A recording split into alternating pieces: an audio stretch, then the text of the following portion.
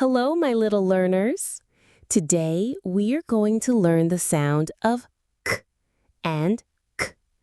C and K are best friends. They sound same, but wear different shapes.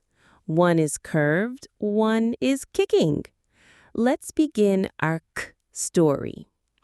A family is visiting a castle in Spain. While they are sitting outside the cafe, some Spanish dances appear in the courtyard. The ladies wear brightly colored dresses and click castanets, going k, k, k, k. Pretend to hold the castanets and click them together.